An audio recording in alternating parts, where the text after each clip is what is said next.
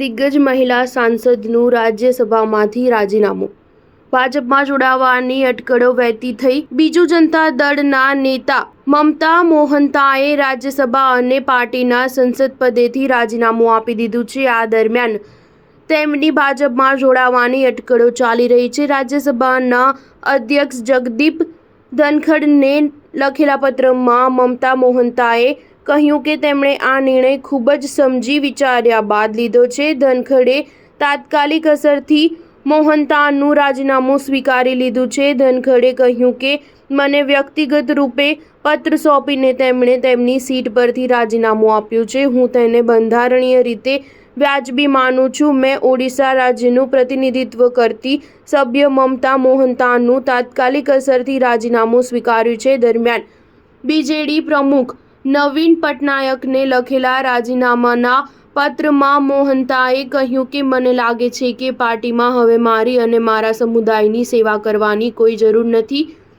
મયુરભંજના લોકોની સેવા કરવાનો અને ઓડિશાનો મુદ્દો રાષ્ટ્રીય સ્તરે ઉઠાવવાની તક આપવા બદલ હું તમારો હૃદયપૂર્વક આભાર વ્યક્ત કરું છું। સ્ટાર ન્યૂઝ 7 હંમેશા સચ્ચાઈની સાથે।